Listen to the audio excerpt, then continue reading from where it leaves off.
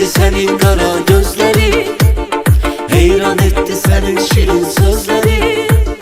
Ben seninle güzel hayal kururdum, yüreğimde kaldı senin izlerin. Aşık etti senin kara gözleri, heyran etti senin şirin sözleri. Ben seninle güzel hayal kururdum, yüreğimde kaldı senin izlerin.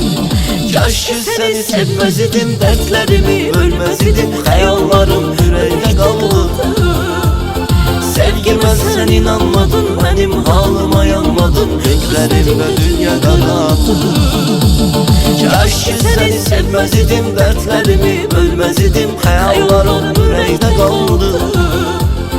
Sevgime sen inanmadın, benim halıma yanmadın. Gözlerimde dünya karardı.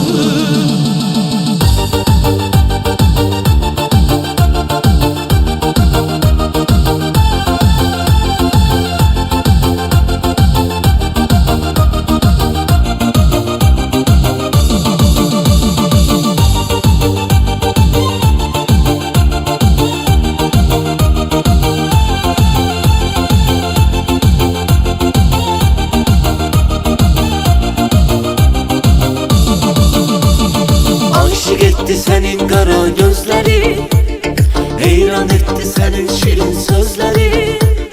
Ben seninle güzel hayal kururdum, yüreğimde kaldı senin izlerin. Aşık etti senin kara gözleri, heyran etti senin şirin sözleri. Ben seninle güzel hayal kururdum, yüreğimde kaldı senin izlerin.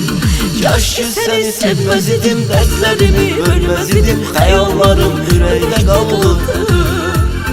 Sevgime sen inanmadın, benim halıma yanmadın. Gözlerimde dünya karardı. Keşke seni sevmez idim, dertlerimi ölmez idim. Hayallarım yüreğe kaldı. Sevgime sen inanmadın, benim halıma yanmadın. Gözlerimde dünya karardı.